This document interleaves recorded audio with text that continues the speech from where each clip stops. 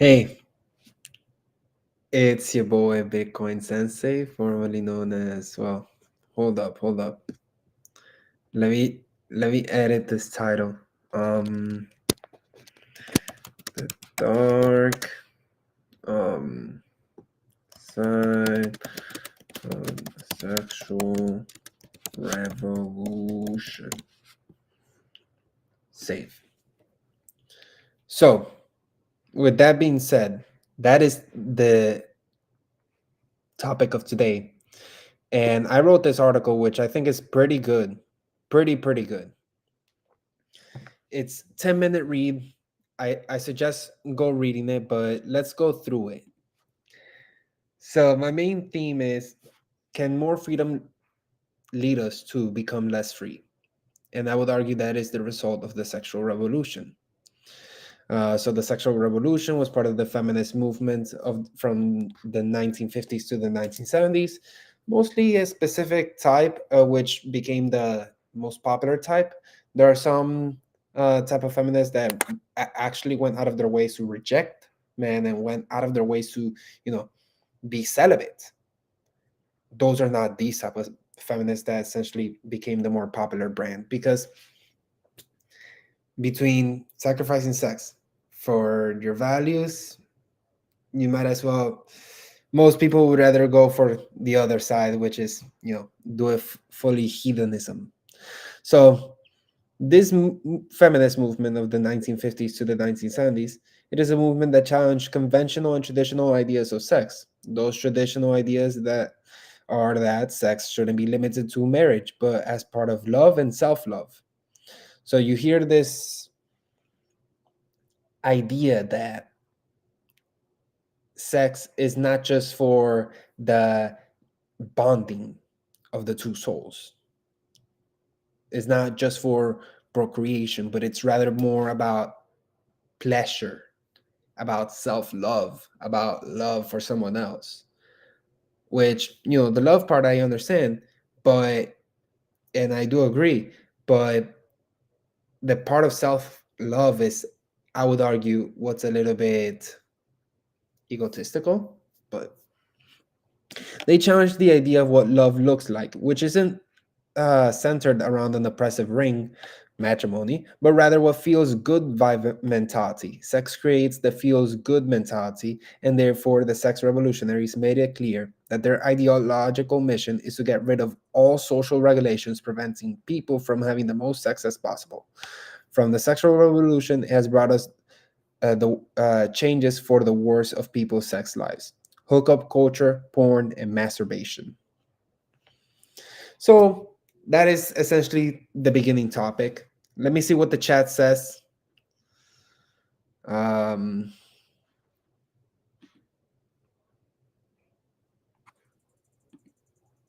Not private chat, chat. Nothing on the chat. But I would argue hookup culture is emerged as a direct consequence and the chief goal of the sexual revolution. It promotes casual, non-committed sexual encounters as a form of empowerment and freedom, as this feminist writes on her article "Voice on the Side." What makes this remarkable development possible is not just the pill or legal abortion, but the new whole landscape of sexual freedom, the ability to delay marriage and temporary relationships that don't derail education or career. So she sees it as a form of empowerment, which basically says hookup culture says, you know what? You get the good side of a relationship, which is, feeling good and the sex and that, but you don't have any of the responsibilities which would derail you from your education or your career, which is good for women, as she puts it. To put it crudely, feminist progress right now largely depends on the existence of hookup culture. And I would argue there are institutions that actually promote hookup culture. And I go into this. Greek life on college campuses, dating apps, nightclubs, party culture have played a significant role in normalizing this hookup culture. There are tons of fraternal practices done at parties that are done to promote hookup culture. According to this other feminist, in her observations, she found that they were anachronistic and sexist.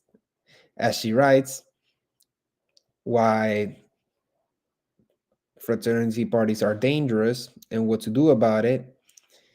Here's the thing, in their belief system, they already have some fucked up beliefs and part of my language, but they have some messed up beliefs, which is a party success is based around the ratio. And what is the ratio? A ratio basically measures the amount of pretty women compared to men at the party. And this is why there's different entry fees. And I've seen this. I've seen this. There are different entry fees for non-Greek life men and women and pretty women. So the pretty women get the cheapest uh ticket or entry fee, which is free. Women that are not that pretty, then they have to pay. And non-Greek life men, that ruins the ratio because now it adds, you know, men, competitors. So therefore it's more likely to be a one-on-one. So no, they don't want that. They want the ratio to be 5 to 1 five pretty girls to one guy. That's the ratio that they would call a success. Also, the men have control over what goes into the drinks. And there's practices at the parties that allow men to slip drugs into drinks, such as low lighting, loud music. And here's the thing, maybe some of these are just coincidental because maybe people want to party in a low light setting with loud music. That's what a party is. But here's the thing, if you give only a certain group of people control of the drinks, then they go they can control the drinks.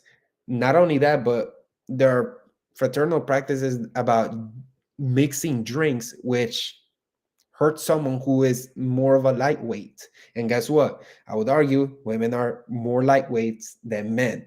I would argue 100% because they're smaller, thinner. We can talk about body fat, we can talk about size, we can there are multiple reasons why women would be more lightweights than men. Are there women that out drink men? For sure. However, they it's more likely that they get drunk. And I've seen this. So, and also, I've been like I've talked to certain fraternities and try to convince me why I should be joining in Greek life. And I've seen this, and this article writes about it. Basically, it's marketed for getting with to sleep with a bunch of women. That's literally it. I mean, there's some connections here and there, business. Oh, this will give you a good LinkedIn profile, whatever. And there are some good business activities, but it's like that's just like the side hustle to basically make it seem like it's not a huge orgy, or what the fraternities are, which is essentially that, except the fact that they have their private dorms. So it's not like they're looking at each other or having multiple relations with multiple people at the same time, but it's just within the privacy of the bedroom, multiple bedrooms. It's a hotel at colleges, and anyone knows that this is true. So let's keep on reading.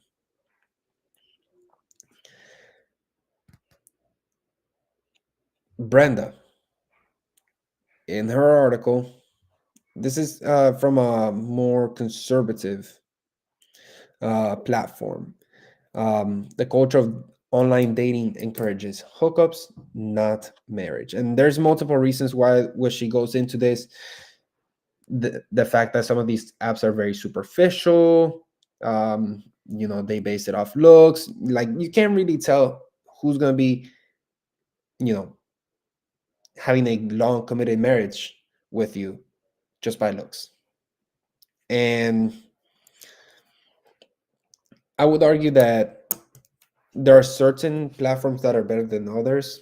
Tinder's the worst one in America. I've used Tinder in other places and people want to take it seriously there, but in America, it's absolutely the worst one. The worst one. Hinge is a little bit better because, oh, at least you get to put more prompts and you get to put more profile stuff, like your hobbies and whatever and whatnot. But I would argue some of these don't get down to the nitty gritty um, matchmaking, which is essentially you should marry someone with your own beliefs. That's what I think would be a successful dating app, online dating app. So a Catholic Match .com, or like, well, I've used a Catholic Match, and they gave me a girlfriend for 6 months. So there's that. I can, and I would argue, Christian dating sites are much better, but that's because I'm Catholic myself. But I would argue the same thing for a Muslim um, dating site, or even a Jewish dating site. I would argue those are better in the sense that you have belief systems that are similar and you're matching them together, and you have that in common. Now then there's looks. So the looks is the secondary, but the reason you go there is to meet the person with the right values for you. So I would argue those are better. So, and this person goes on into talk about how it incentivizes basically, swipe, a lot of swiping, um, the dopamine effect of trying to find a good match, but not really. So, and also the fact that, people go to the wrong places to meet for online dating, such as clubs. So essentially, this is not the way. And I would argue that these environments of casual sex, like the clubs, the hookup culture, is just doesn't lead you to a long lasting bond. It just reinforces the idea that sex without emotional attachment is not only acceptable but desirable, but it contributes to something empty that happens in the human spirit. I think this is why people feel empty, because instead of actually finding love, they're finding pleasure. So, and on the surface, it looks like liberation of responsibility and commitment, but below is a darker reality. And many individuals participating in hookup culture are often seeking validation and instant gratification rather than a meaningful, lasting connection, as they seek to have physical connection but attempt to separate from genuine spiritual and mental connection. The constant pursuit of new partners can lead to feelings of emptiness, dissatisfaction, and low self esteem. So I cited this study, and positive feelings during sex, 65% said, good, aroused, or excited. Desirable or wanted, 17%. Proud, 5%. Now, negative feelings during a hookup, embarrassed or regretful, 8%. Nervous or scared, 7%. Confused, 6%. So it adds up, everyone has fun during the hookup. Everyone, and most people enjoy it. Not everyone, but most people enjoy it. 87% in total, favorable. Negative, 21%. However, positive feelings after a hookup, from good or aroused or excited, 65, it goes down to, look at this, 40%, 47%. Good or happy, 27%. Satisfied, 20%. Proud, 9%. Excited or nervous. And I would argue nervous can be a good or bad feeling. But because, look, it even says it here, negative feelings during the hookup. But here it counted it as a positive. 7%. Desirable or wanted, 2%. Total, 65%. Now, it dropped from 87 to 65. So still majority, but it dropped. Now, negative feelings during the hookup, it spiked. It doubled. So regretful or disappointed, 35%. 11% confused. So 46%. And now there's an overlap between the 46 and the 65. You can have both good and this is why I talked about it with ChatGPT, because I was like, that doesn't make sense. That adds to more than 100%. But people can have mixed emotions, like positive and negative. So clearly, there's a growing dissatisfaction or of negative feelings after the hookup. Moreover, I would argue that hookup culture leads to distrust in the opposite gender. When sex is reduced as the only thing that someone of the opposite gender has to offer, then emotional intimacy is lost. So, what do I mean by this? If you're in it for the hookup game and essentially all you're in it for is that instant gratification of sex, then all you care to look for that person is that. And instead of, finding the something other that you're looking for, which is, you know, emotional intimacy, that is completely lost because that was never part of the relationship. So you tend to actually grow some distrust towards that opposite gender. And I would argue that's one of the reasons why we have the biggest divide in my generation. And I used it with multiple studies, multiple. So the first one that I cited was here. Um, Let me see if you guys can pop it up. Replay screen sharing. This one. Okay, this one, I'm not so sure that you guys remember this one, but this exactly is what I'm talking about. I'm talking about this.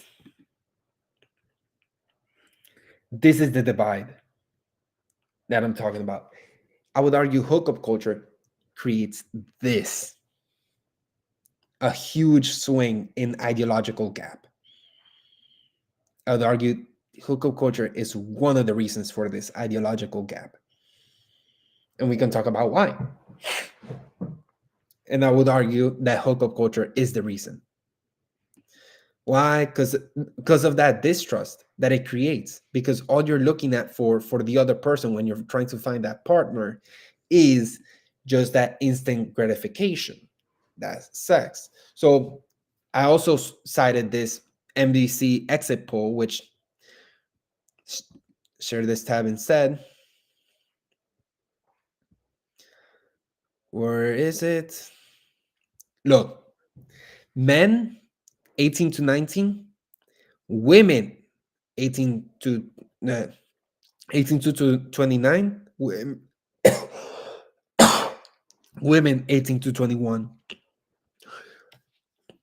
For men, it's more balanced, more third parties, but for women, 61% voted Democrat, even though there are other pro-choice parties. So, and they voted based mostly on that issue.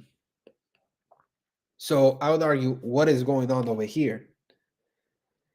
It seems like the Democrats have a stronghold on the women vote. There's distrust. There's perspectives of from both sides. So like I said, my article is not something that a feminist would agree with at all. And I would argue that a feminist would say something like that this is good because this is for the female empowerment. So the fact that women are waking up and that there's this divide between men and women is because women have realized that men have screwed them in the in the home sense, because women are working, but also men are working, and meanwhile the women get the household um, responsibilities, which I would argue is fucked up. Because if they're both working outside, then they should both work also in the home. But I know that that's not the case. I see this with, for example, with my job as a Spanish interpreter for public schools. And I see that the person that usually comes to these meetings, for the meetings between parents and teachers, is usually the women. It's usually the mothers. It's usually the mothers. And not only that, but then I've had conversations, for example, where it is always assumed to the responsibility of the mother. So, for example, I had to call up somebody because they didn't come to the reunion. And I was thinking, here's the thing. Should I talk about this? Because then I get into specific. Okay. Basically, this is because I had two encounters with this woman. The first one, her son was doing so badly in school, ditching and whatever, that essentially she asked me to help him come to school. So in my head, I'm thinking she's a single mother. She doesn't know what to do. That she asked some random guy. I'm literally some random guy. She met me for the first time there and then. No, turns out the motherfucking she has a husband, and the husband just didn't even come for the meeting as well. Not only that, but in the call, because the mother did not come to the second meeting, I asked the dad, like, hey, hey, how come you don't come? And he was like, well, it's basically the woman's responsibility. What? It's your son. Your son is ditching school, about to fail, and on top of that, you put the responsibility on the woman instead of you yourself. So, and I'm doing this to the child, like, hypothetically speaking, because figuratively speaking, because I don't believe that choking actually works, but I'm just saying, like, why do some of the household duties fall just automatically to the woman? That I do not get. And that's where I agree with feminists. And that's why feminists, promote this female empowerment, hookup culture. But I disagree with the conclusion to promote hookup culture and all this abortion stuff. What we need is better, more egalitarian families, more bonding, not less. So we look at some of the effects, and we see that there's a huge polarization between men and women, except the women that are already older here. And let's see. No, 45 to 64 are the most united groups.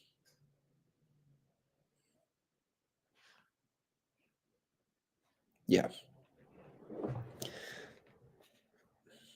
So I would argue that hookup culture is the reason for that distrust, growing distrust. So and I just saw perfectly the good series Alpha Males, and the third season is amazing. The conclusion about how we're all lost is true. Like, I understand that female empowerment is a good thing, and we're giving women more opportunities and whatever, but we're just screwing with the dating landscape, and we're becoming more lonely and more divorced, that essentially it's like we don't want to pursue that goal of love or marriage. So I would argue that everyone agrees that the modern landscape isn't the best, because if it was, we wouldn't see the decline in long lasting relationships. The feminist take is that the reason long term relationships aren't lasting is because they aren't equal, and women are waking up to more equality. Waking up and wanting more equality in the household, which is a good thing because they chase financial freedom and have the most amount of freedom to choose. The red pill group includes looks maxers and passport bros believe that this is going to make it harder for men to navigate the dating world and find and settle for the right one. So therefore, they need to leverage themselves. This is their solution. They need to leverage themselves in a better position, higher position in the relationship. So you can do age maxing, which is essentially, older guy, younger woman, but still legal. In my opinion, that's creepy as fuck. Leonardo DiCaprio, that's that guy's creepy as fuck. I would argue the best. I would argue that the right ratio of like aging would be the rule of seven, which is your age divided by two plus seven is the minimum you can date. So I'm 24. Divided by 2, 12, plus 7, 19. So the minimum I can date without looking creepy is a 19-year-old. And I would agree with that. And as we both age, essentially that gap becomes bigger, but at the same time, it doesn't matter as much. So, for example, some 60-year-old dating a 40-year-old doesn't really matter. Like, if he's 60, but she's like 40, let's see, so 60 divided by 2, 30 plus 7, 37. If she was 42, doesn't really matter if he's 60 because it's like they're already there. So the age of 7, I would argue, is the best rule. But the red pill groups takes this to a whole nother level. Economics. So but they take this into the extreme. Like whatever leverage you have, that is good for a relationship because you as a man should be in a higher position. So for example, having a social status, economic status. So going to another country, to in a less developed country, less influenced by feminism, such as Latin America, especially Dominican Republic, Colombia, Brazil, but also Southeast Asia like Thailand, Cambodia, and Vietnam. These places are better for them because the American passport matters. The dollar purchasing power matters. So you have a 40, let's just say you have a 40,000 income per year. That is in the top bracket over there. In these countries, those are the top brackets. Not the top, but second top. So you're already there. Plus, every single one of them wants an opportunity to live in America because they're going to have a much better standard of living than in their own countries. So I'm just saying, like the passport bros, I totally agree to a certain degree. I agree with a lot. I agree with the whole uh passport bro, because I do completely understand it. And not only that, but when, for example, I went to Colombia, to Cartagena, and I remember this clearly because it happened last year.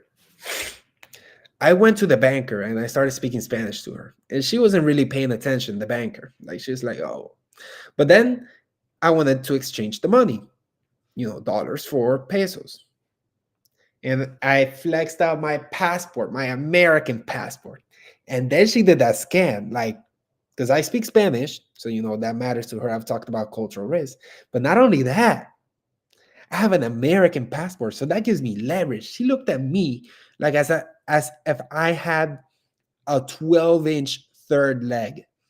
I am not joking. She gave me that look, like the type of biting lip. I'm not joking. Like, I've never seen it happen until that moment, ever. So I'm just saying, passport bros makes sense. It makes sense.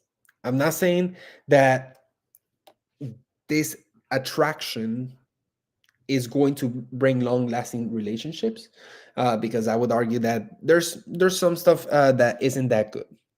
So for example, um, well, the age, differential, not really good. If you're super rich but she's like almost a nobody, then that's not really good per se.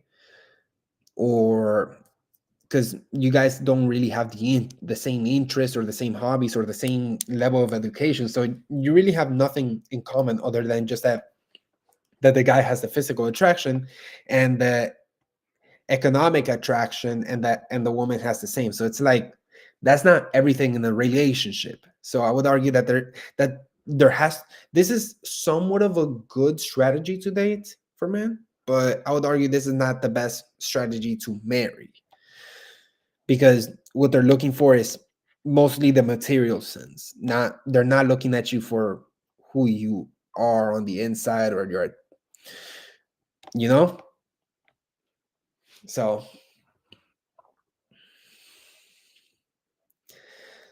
I go into the whole passive bros. There's also, certain cultures are more less influenced by feminism, more submissive. Now, the main idea of the red pill is to get better at dating. That can be achieved in multiple ways, including preparing yourself more by participating more promiscuity as a man. Then you can really handle women. And my fresh and fit, I think it's Byron or no Myron Gaines has talked about, you got to do 50. You got to sleep with 50. Well, not technically 50, but around 50. Like he says, the numbers, it could be 47, it could be 42, 36, but essentially you want to get good enough at doing this in order to tell which one's the right one. Now, in my opinion,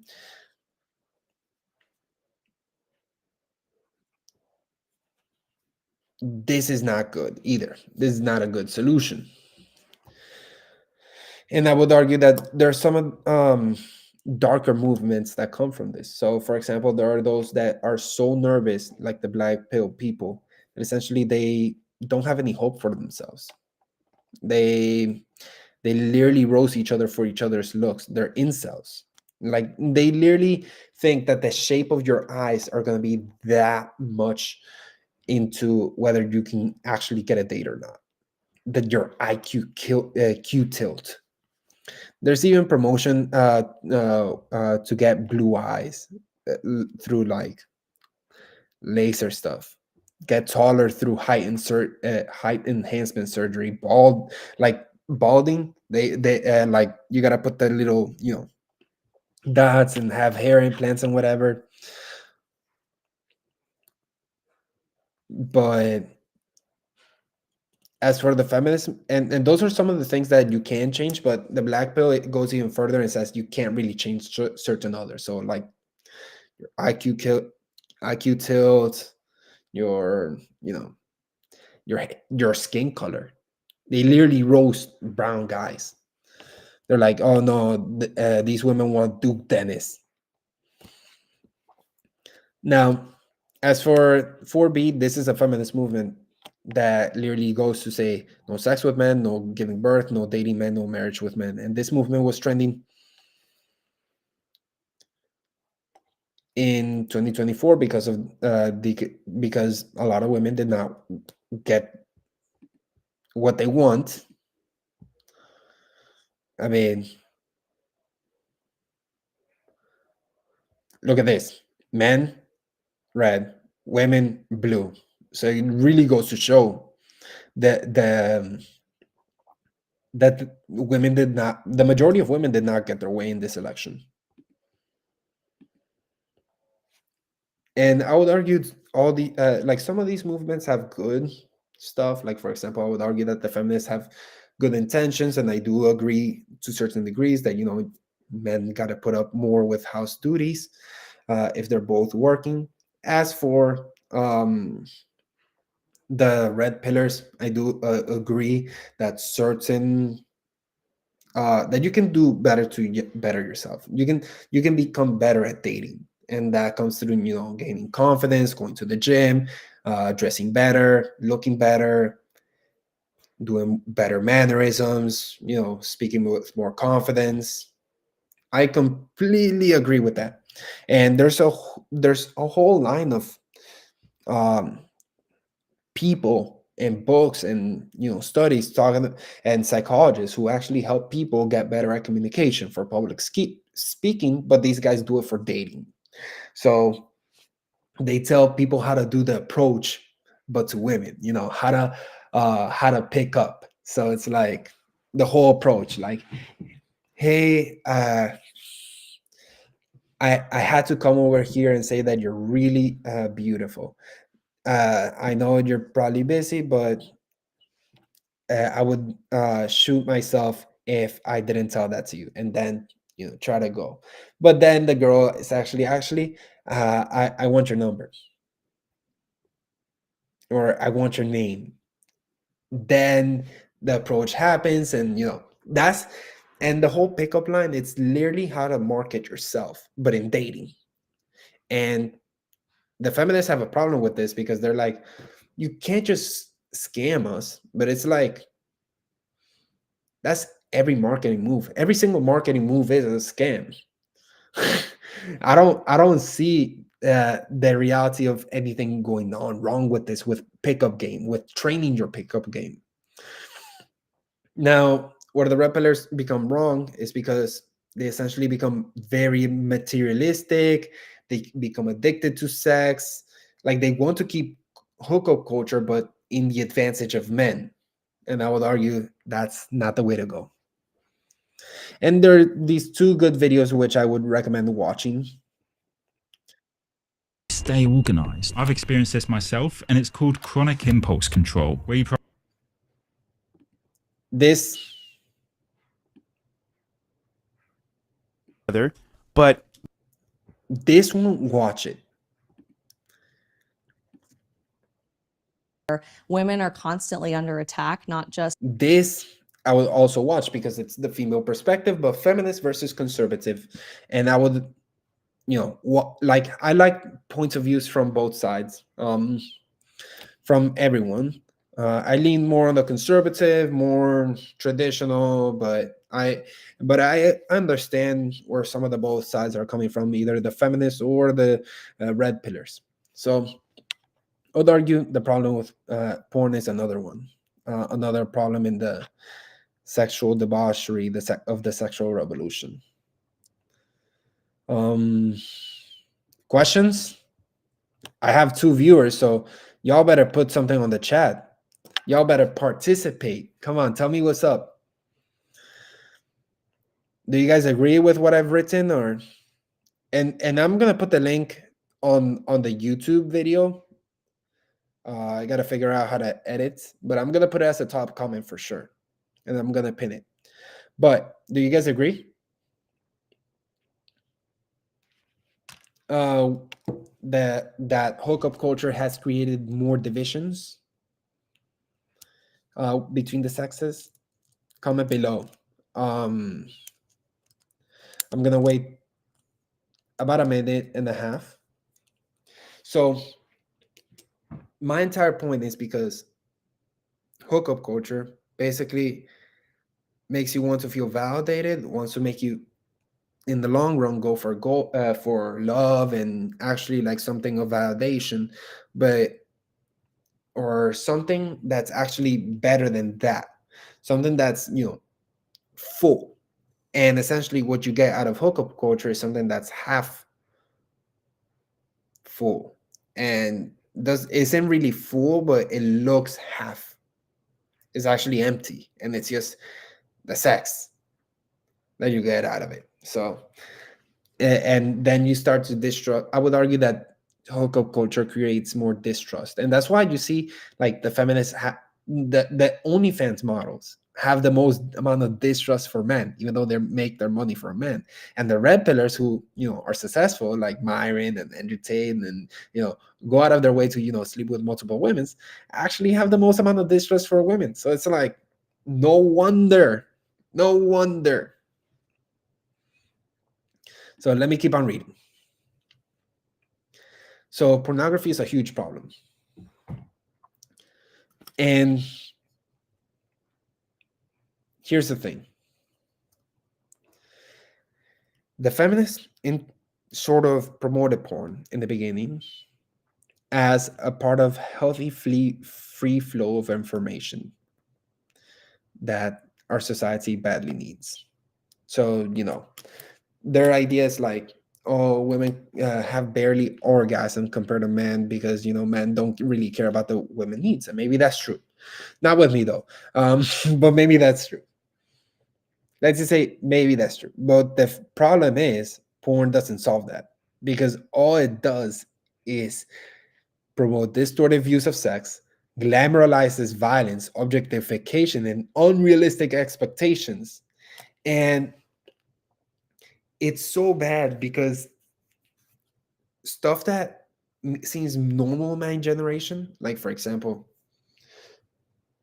anal, choking, even oral as an appetizer, are not practices that are done by an older generation, such as, all these three things. Like, when and I remember watching Fox News with my parents when they literally reported about this stuff, and the fact that, choking is a normal practice in college. They're like, oh my gosh, this is so bad. But to me, I was like, wait, this is bad? Like, I thought this was just like normal. I mean, it's horrible, and I completely agree that it's horrible, but I thought it was, pretty popular even back then, but it's not. So we can also talk about the side effects of pornography. And here's the thing, the doctors are the worst group of people of all time because they promoted this stuff. They actually tell patients, hey, masturbate 21 times a month, and, watch porn because it's healthy. It's you get less stressed or whatever. And, I'm going to talk about masturbation, but my point is, there's societal institutions that are not seeing the terrible effects of pornography. Psychologists, which have literally stated that there's no such thing as porn addiction. And I can look this up.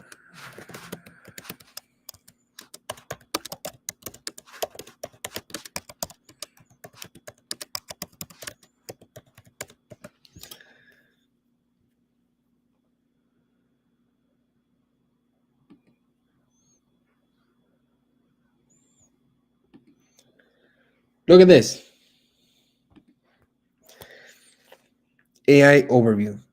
According to current scientific consensus, there's no such thing as porn addiction because research has not found sufficient evidence to classify pornography use as a true addiction, meaning it doesn't significantly alter brain chemistry or produce withdrawal symptoms like other addictive substances. Instead, problematic porn use is often linked to an underlying psychological issue or compulsive behaviors, not a chemical dependence on the material itself. So, I would disagree with this. Lack of withdrawal symptoms. I mean, the amount of people that stop, but then try to go back, and they're like, "Oh, I really need to masturbate." Like, the amount of guys on NoFap November that are like, is insane. It's insane.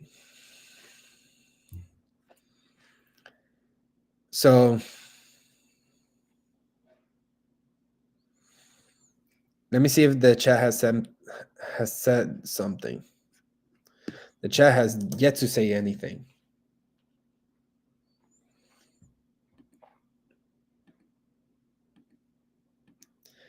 Whoever is watching, like, thank you for watching, but like, participate in the chat. Participate in the chat.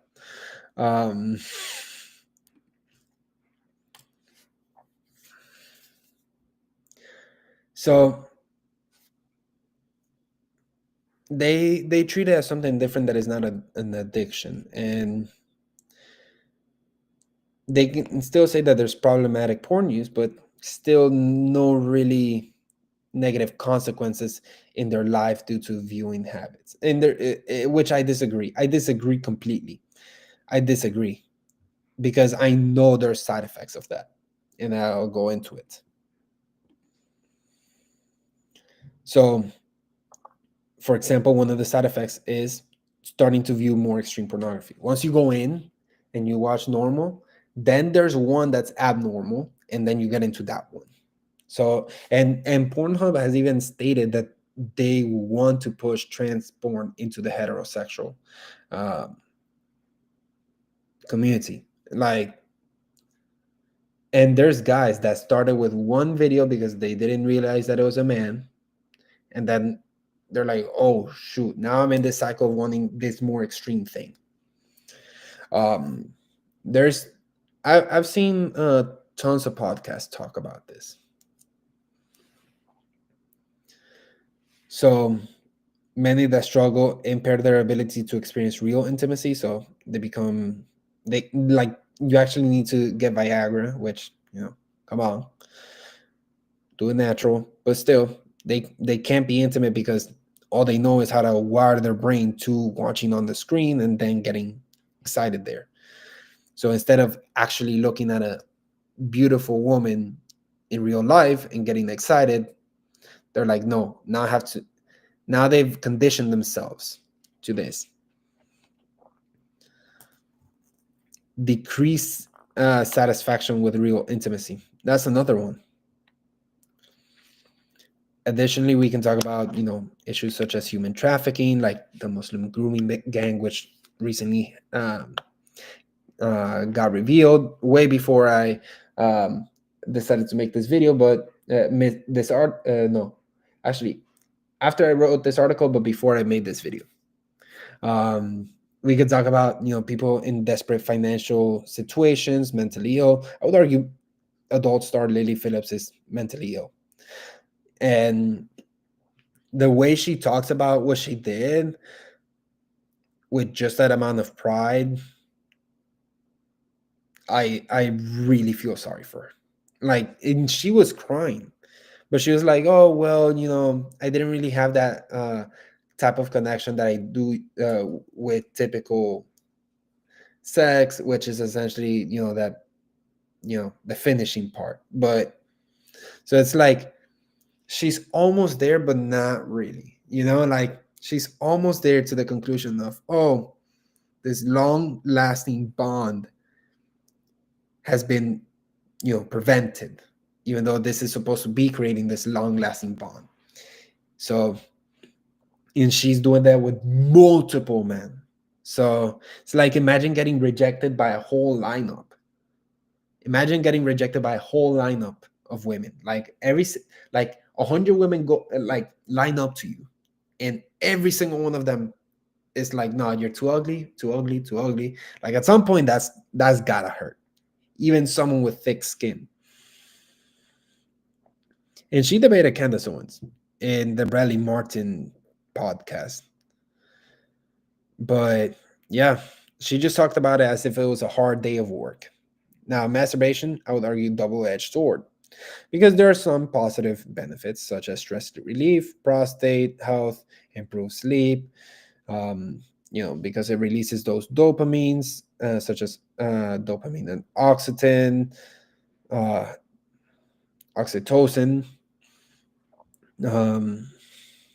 lower risk of prostate cancer.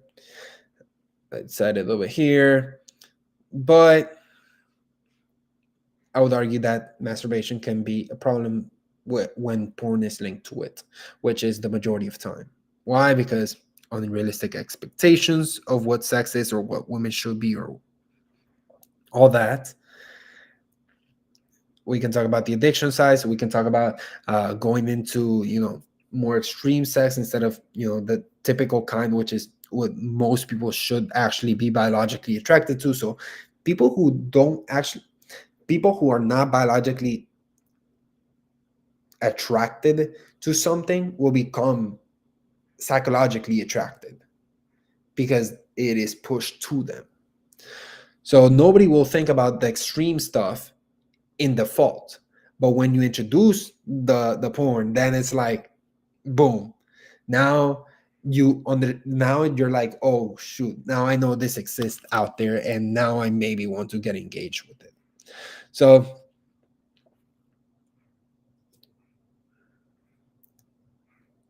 I've actually looked at this study from right here, and it basically states that men that watch porn excessively, that masturbate excessively, are less likely to engage with real life women, such as, for example, asking out a woman. And the reason why is because asking out a woman is a risk. You could get a yes, you could get a no. You could fuck up your lines. You could maybe forget, oh, what's her name, or that I got asked for her name and number. You don't know what's gonna happen with that approach. With the porn, you know what you're gonna get. With the masturbation, you know what you're gonna get. You're gonna get that happy ending at the end. So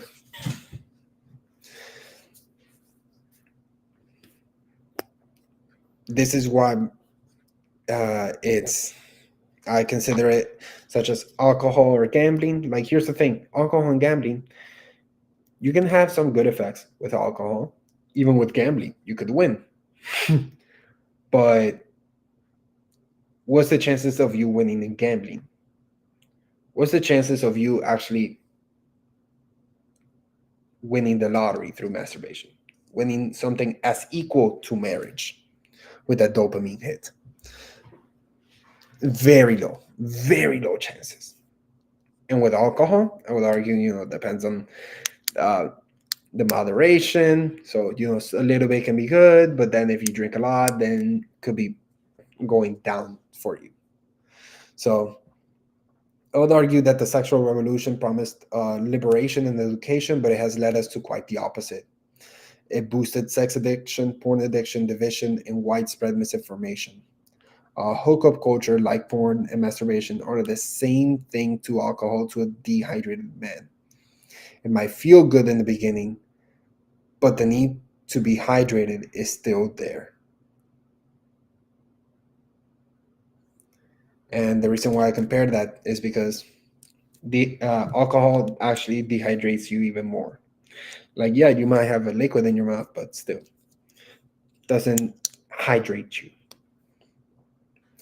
Porn exploits. I should have, done a grammar check. Misinforms and leaves men disillusioned. Hookup culture keeps craving from what they truly seek, which is real love. And masturbation, when unchecked, can be isolating and diminishing your self worth. My advice is for people to become religious.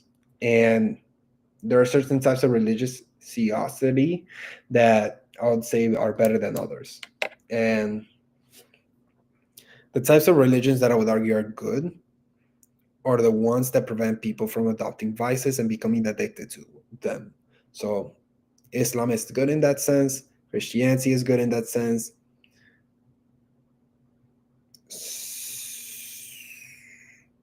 Judaism as well. Buddhism to a certain degree. There's some. Here's the thing: for Christianity, there's certain types of Christianity which I would not agree with, like progressive Christianity. I would not agree with more of an atheist Jew, or even the Buddhist. Even with the Buddhists, there's liberal interpretations of Buddhism, which are basically just like, oh, spirituality, Buddha, but not like any sacrifice, no ever, taking the vow of silence, no ever, meditating. It's just like, oh, well, it's just wind and pleasure. That's that. It's like, come on, there's more than that. There's more than that. So these religions are, I would say religions are good in that sense because they give us the discipline, they prevent us from adopting vices and becoming addicted to them. But you know, there's the one true religion, which I can talk about, another. But that's not what I'm here for. The purpose of this channel is to promote health. It is to promote, finally, some comments. I'll go over these. So for me, the sexual revolution is sort of like choose your job over relationships. Yeah, essentially is that. And I talked about it in my initial article, which, by the way, I'm going to put in the comment section. But it is essentially is that, especially for YouTube. I don't know if I can do that for Twitch, but anyways,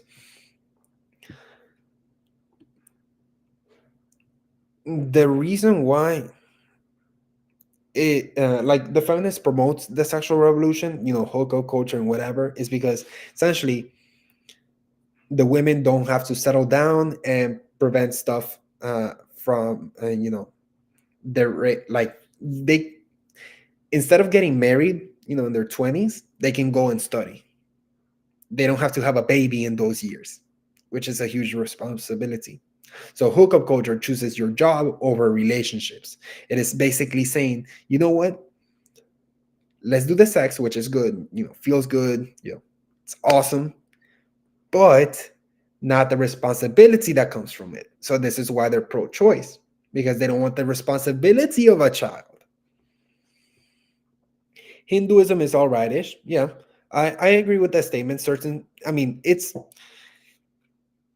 I've seen multiple different interpretations of Hinduism, but I have to get more into it about whether it's a scriptural religion, or if it's a prophet's religion, or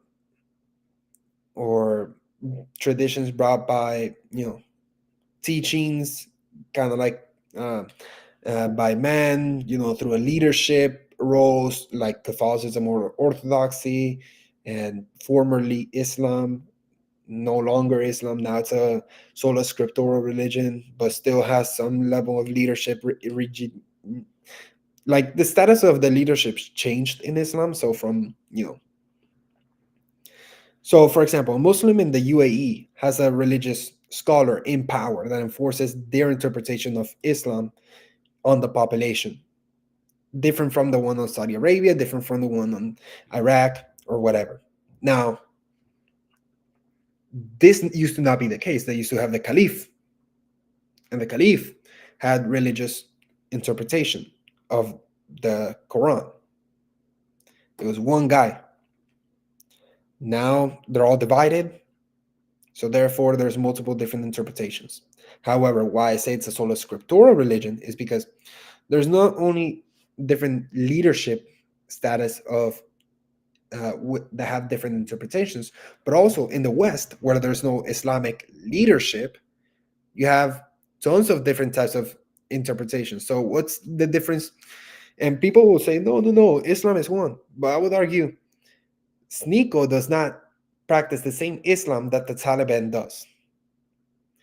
A Muslim in America that probably eats bacon, has one wife, doesn't really care if his daughter actually, like, wears the full burqa or the veil, or doesn't even cover at all, is totally different than the Taliban. So there's multiple versions of Islam. So it's a sola scriptura when there's no authority. When there's no authority, it's all based on the interpretation of the book, because there's no leadership. Now, Hinduism is all rightish. That comment already said. Then these women sit around sleeping around and focusing on their career until they are until they are about 40 and look like John Travolta saying, "Where did all the good men go?" Yeah, the amount of distrust that these women that participate in hookup culture participate in, and then the distrust that they have for men is huge. It creates a huge distrust between the men and the women. The women with OnlyFans hate men. for being men. The women that do OnlyFans, even though they make the money, they absolutely hate men. Now, they view settling down. This is what the comments are saying in Twitch. They view settling down as literally settling for less. Yeah, because they think about the job opportunity. This is promising, this is freedom, whatever, and it just doesn't need to them. Now, this new post, I'm not gonna even go into that, but the comment section, Zionism is different from normal Jewish. Zionism is straight evil, and in my opinion, I slightly agree. I do agree that Israel should exist. However, I don't believe that an ethno-nationalist state, even though it's not ethnically, it's sort of religiously tied, but that religion is tied to a tribe, so therefore it's sort of an ethno state, but not really, because there's diversity between like African Jews or Sephardi Jews and Ashkenazi Jews. There's a huge difference between those two. So it's not really an ethno state, because these two come from different places, but they're there. And it's not and the perspective of Americans of Jews is basically they're all Ashkenazi Jews, but it's not the case for Israel. In Israel, there's more Sephardi Jews than Ashkenazi. So it's not the white versus brown type of deal. It's more like brown versus plus a little bit of shade of whites versus brown. So what I have a problem with is nationalism in general, and that's what Zionism is. It's nationalism. So anyone who's not part of that tribe of Israel gets unfair treatment in Israel. So we know that there's hate crimes against Christians happening. We know that Israel itself has, helped taking down governments that protect Christians in the Middle East, such as the Assad government recently, Saddam Hussein. We can talk about other dictatorships, but they have literally gone out of their way to promote the moderate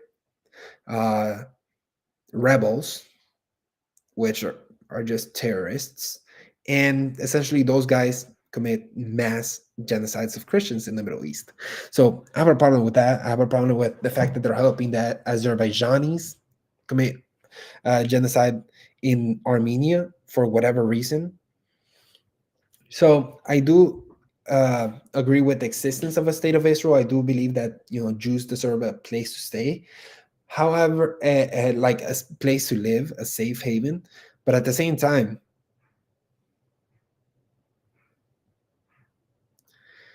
it's like how much persecution are you willing to do to promote the state? And that's what I find wrong. So, and the same thing happens for any state. I would argue that discrimination and persecution of Jews in America is horrible. It's not. Let's see. The anti-Semitism has become more popular, I would argue, and that needs to be taken down.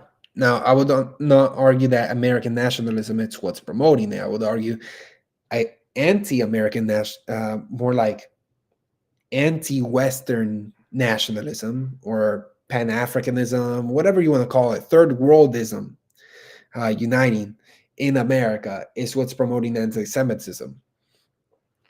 So the Muslims, mainly the Muslims,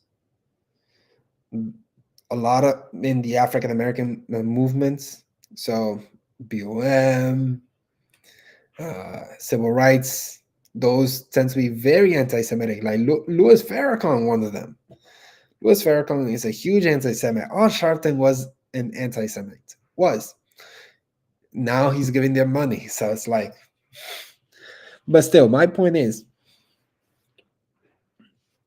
any type of nationalism that leads to the hatred of other people is bad. And Zionism, I would argue, has created hatred by the Israelis themselves to other Israelis that are not Jewish. And I would argue that's the problem with Zionism, that it has created tensions against Christians, that it has created uh, tensions against Muslims, and Muslims back to, you know, Jews. It has created tensions between tons of groups of people. So I would argue Zionism is a problem, just as any form of nationalism is a problem. So,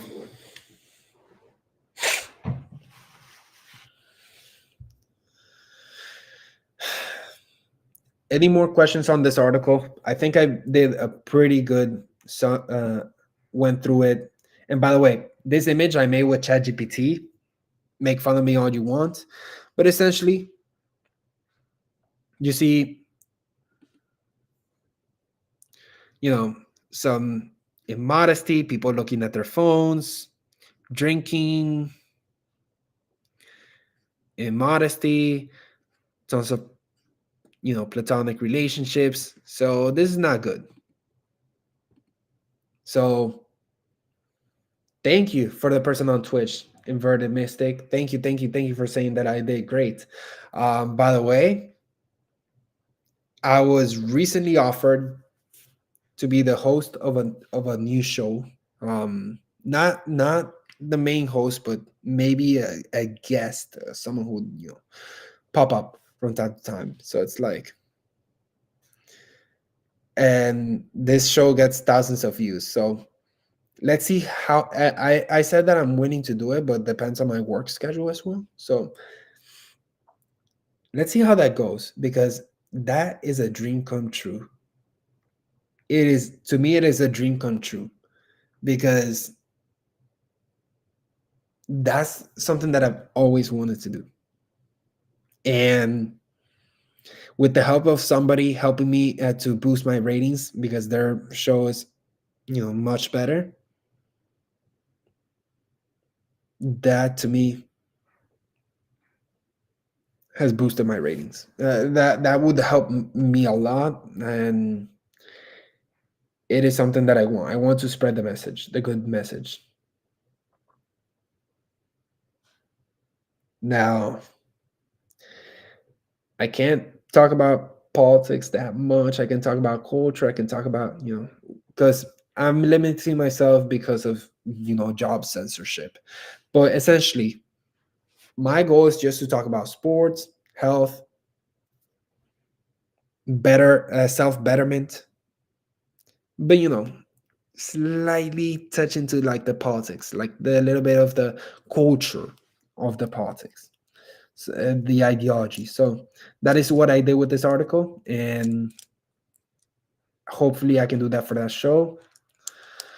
Um, I can't talk about with who, but I'm really like, yesterday when I literally got the news, I was literally about to cry tears of joy, and I was like, yes, yes, like I was like screaming in my car when I got those news. So I was like, I'm so glad that this is happening.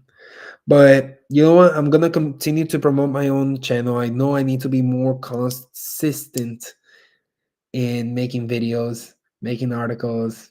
I know I need to be more consistent. I need to, promote it more. So let's see what's up. Uh hopefully, any last comments? I'll give you guys 1 minute. I haven't eaten lunch and I'm hungry. So one last minute. I did this video for you guys. I'm starving myself. So if not, then I'll go. Well, thank you guys for being here. To my one viewer on stream and on Twitch, and to the two watching me in YouTube, thank you guys. Subscribe to my to my YouTube Bitcoin Sensei, to my Twitch Upstream 1776, Instagram Andres de Leo Morales. Yeah, I'm not consistent. I'm looking for some direction. But yeah, and right here just for some backup story, this is Caracas. This is El Avila.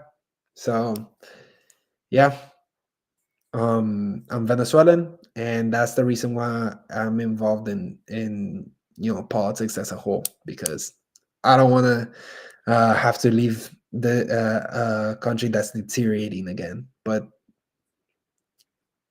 I think this country could be making a comeback in certain cultural aspects. So I can talk about that for the next one. I can talk about the food industry.